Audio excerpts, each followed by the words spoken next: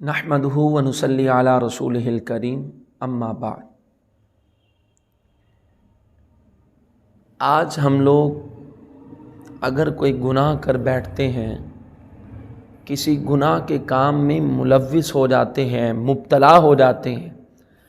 اللہ کی نافرمانی جب کرتے ہیں تو اس میں بہت زیادہ آگے نکل جاتے ہیں۔ ہم اللہ کی بارگاہ میں رجوع نہیں کرتے، واپس نہیں پلٹتے، اللہ کی رحمت سے نا امید ہو جاتے ہیں، مایوس ہو جاتے ہیں۔ شیطان ہمارے دل و دماغ میں یہ بات ڈال دیتا ہے کہ تو نے اتنے گناہ کر ڈالے، تو نے اتنی نمازیں ترک کر دیں، نمازیں چھوڑ دیں، اب تیری کوئی توبہ اللہ کی بارگاہ میں قبول نہیں، لہٰذا جب تیری توبہ قبول نہیں تو جتنے مرضی چاہے گناہ کر۔ تو پھر انسان بجائے اپنے گناہوں پر نادم اور شرمندہ ہو کر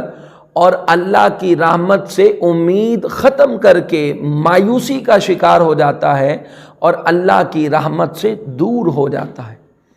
آج کی ہماری گفتگو کا موضوع اللہ کی رحمت سے نا امید نہ ہونا۔ اللہ تبارک و تعالیٰ کی رحمت کے بارے میں ہم نے سنا ہے کہ اللہ کی رحمت بڑی وسیع ہے، مگر کبھی جاننے کی ہم نے کوشش نہیں کی کہ اللہ کی رحمت کا دائرہ کتنا وسیع ہے، اس کی رحمت میں کتنی وسعت ہے، اللہ تبارک و تعالیٰ اپنے بندوں سے کس قدر محبت کرتا ہے، وہ اپنے بندوں سے کس قدر پیار کرتا ہے، ان پر کس قدر غفور اور رحیم ہے، اس کے بارے میں کبھی جاننے کی کوشش۔ آقا علیہ الصلوۃ والسلام نے صحابہ کرام سے یہ واقعہ بیان فرمایا کہ پہلی امتوں میں ایک شخص تھا بنی اسرائیل کا، 99 اس نے قتل کیے، 99 لوگوں کو اس نے قتل کیا تھا۔ اللہ کے نبی صلی اللہ علیہ وآلہ وسلم فرماتے ہیں کہ اس کے دل کے اندر یہ بات آئی کہ مجھے اللہ کی بارگاہ میں توبہ کرنی چاہیے، اللہ سے رجوع کرنا چاہیے، یہ میں نے غلط کیا۔ اب وہ کیا ہوا، چلتے ہوئے ایک راہب کے پاس آ گیا۔ اب راہب کو آ کر کہتا ہے کہ میں نے 99 قتل کیے ہیں، کیا میری توبہ ہو جائے گی؟ کیا مجھے کوئی اللہ کی بارگاہ سے کوئی معافی تلافی ملے گی؟ اب وہ جو راہب تھا اس کے پاس تو دین کا علم ہی نہیں تھا، دین کا علم ہی نہیں تھا، اور سو کولڈ اس زمانے میں بھی ایسے لوگ پائے جاتے تھے اور آج کے معاشرے میں بھی ایسے لوگ پائے جاتے ہیں کہ جن کے پاس دین کا علم نہیں، لبادہ دین کا اوڑھ کر، داڑھی رکھ کر، اور جو ہے سوشل میڈیا کے اوپر ویڈیوز بنا بنا کر جو ہے وہ ڈالی جا رہے ہیں، اور جو جی میں آتا ہے منہ میں آتا ہے بک دیتے ہیں۔ ایسے لوگ جو یتیم العلم اور یتیم الفکر ہوتے ہیں، جن کے پاس علم بھی نہیں ہوتا، ایسے لوگوں کی باتیں پھر ہمارے لوگ سن کر جو ہے وہ ان کے پیچھے لگ جاتے ہیں اور کہتے ہیں جو اس نے کہہ دیا وہ ٹھیک کہہ دیا۔ حالانکہ ایسا نہیں ہونا چاہیے، اتنی بھی جہالت نہیں ہونی چاہیے۔ کسی پڑھے لکھے صحیح عقیدے والے عالم دین مفتی صاحب سے جا کر پوچھیں کوئی بات، کوئی مسئلہ۔ بات یہاں سے چلی تھی کہ اس نے جا کر ایسے ہی شخص سے پوچھ لیا کہ جو دیندار تو نہ تھا لیکن اس نے اپنا حلیہ گیٹ اپ ایسا بنا رکھا تھا کہ دیکھنے والا اس کو دیندار سمجھتا تھا۔ اب وہ راہب کے پاس آیا اور آ کر کہتا ہے کہ میں نے 99 قتل کیے، میری کوئی بخشش ہوگی اللہ کی بارگاہ میں؟ تو وہ راہب اس کو کہتا ہے خدا کا خوف کر، 99 قتل 99، اور تو کہتا ہے کہ میری بخشش ہوگی اللہ کی بارگاہ میں، معافی تلافی ہوگی یا نہیں؟ وہ کہتا ہے تیری کوئی معافی نہیں، تجھے اللہ کی بارگاہ سے کوئی بخشش نہیں ملے گی، تیری کوئی معافی نہیں۔ اب یہ بندہ جو اللہ کی رحمت کے قریب ہونے آیا تھا، اللہ کی بارگاہ میں توبہ کرنے آیا تھا، اپنے گناہوں سے تائب ہونے آیا تھا، اب یہ شخص کہ جس کے پاس نہ علم تھا، اس نے اس بندے کو اللہ تبارک و تعالیٰ کی رحمتوں سے نا امید کر دیا، اللہ کی رحمت سے نا امید کر دیا، اللہ سے دور کر دیا۔ اس نے کہا اچھا معافی کوئی نہیں، 99 تو پہلے ہی کر چکا ہوں، چلو 100 کر دیتا ہوں، 100 مکمل کر دیتا ہوں، سینچری ہو جائے گی۔ اس نے کیا کیا، اس نے اس راہب کو بھی قتل کر دیا۔ چند دنوں کے بعد اس کے دل میں یہ خیال آیا میں نے غلط کیا ہے، مجھے اللہ کی بارگاہ میں رجوع کرنی چاہیے، اللہ سے توبہ کرنی چاہیے۔ وہ دوبارہ آیا اور اب کی بار کسی عالم دین کے پاس آیا اور آ کر کہتا ہے میں نے 100 قتل کیے، کیا اللہ کی بارگاہ سے میری بخشش ہو جائے گی؟ ان عالم دین نے اس سے کہا کہ فلاں جگہ پر اللہ والوں کی بستی ہے،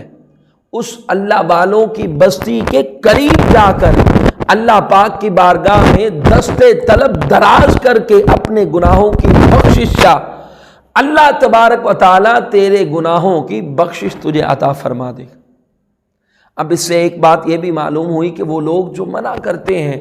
کہ مزارات اولیاء پر نہیں جانا چاہیے، اس حدیث سے اس بات کی طرف بھی اشارہ ہو رہا ہے کہ اللہ والے جہاں پر موجود ہوں، اگر فزیکلی ہیں، حیات ہیں، تو ان کے قریب جا کر دعا کرنی چاہیے کہ وہ اللہ تبارک و تعالیٰ کی رحمتوں کے نزول کا مرکز ہوتی ہیں ایسی جگہ، اور وہاں پر دعاؤں کی قبولیت جلد ہوتی ہے۔ اور اگر وہ دنیا سے پردہ کر چکے ہوں تو ان کے مزار پر جا کر اللہ کی بارگاہ میں ہاتھ بلند کر کے دعا کرنی چاہیے کہ مولا میری فلاں پریشانی مصیبت ہے، اپنے اس ولی کا صدقہ، اپنے اس نیک بندے کا صدقہ مجھے اس پریشانی اور مصیبت سے نجات عطا فرما۔ تو اللہ تبارک و تعالیٰ اپنے محبوب بندوں کا صدقہ مصیبتوں اور پریشانیوں کو دور فرما دیتا ہے۔ اب اس نے کیا کیا؟ ارادہ کیا، نیت کی، اللہ کے ولیوں کی بستی کی طرف چل پڑا۔ اب اللہ کی مشیت، اللہ کی قدرت، راستے میں اس کو موت آ گئی، اب وہ مر گیا، روح قفص انسری سے پرواز کر گئی۔ ادھر رحمت والے فرشتے بھی آ گئے اور ادھر عذاب والے فرشتے بھی آ گئے۔ رحمت والے فرشتے کہتے ہیں کہ ہم اس کو لے کر جائیں گے کہ اس نے نیت کر لی تھی، توبہ کے ارادے سے گھر سے چل پڑا تھا، اس لیے ہم اس کو اپنے ساتھ لے کر جائیں گے۔ اور جہنم والے، عذاب والے فرشتے کہتے ہیں کہ ابھی نیت کی تھی، توبہ کی تو نہیں، گھر سے نکلا ہی تھا، ابھی توبہ تو نہیں کی، لہٰذا ہم اس کو اپنے ساتھ لے کر جائیں گے۔ اب اللہ تبارک و تعالیٰ کی طرف سے پیغام آیا، اللہ پاک نے فرمایا زمین کو ناپ لیا جائے، جس طرف یہ قریب ہوگا، اگر اللہ والوں کی بستی کے قریب ہوا تو رحمت والے لے جائیں، اور اگر اپنے گھر کی طرف قریب ہوا، اللہ والوں کی بستی سے دور ہوا تو عذاب والے فرشتے اس کو لے جائیں۔ اب اللہ تبارک و تعالیٰ کی یہ مشیت تھی، اللہ تبارک و تعالیٰ کی یہ قدرت تھی۔ اللہ تبارک و تعالیٰ نے زمین کو حکم دیا کہ زمین، اللہ والوں کی طرف سے جو زمین تھی اس کو حکم دیا کہ سکڑ جا، اور اس کے گھر والی طرف جو زمین تھی اس کو حکم دیا کہ ہموار ہو جا، پھیل جا۔ اب یہ جب گھر سے نکلا تھا، تھوڑا ہی نکلا تھا، ابھی گھر سے نکلا تو موت آ گئی، اپنے گھر کے زیادہ قریب تھا، اللہ والوں کی بستی سے دور تھا، لیکن اللہ تبارک و تعالیٰ نے اس کو اللہ والوں کی بستی کے قریب کر دیا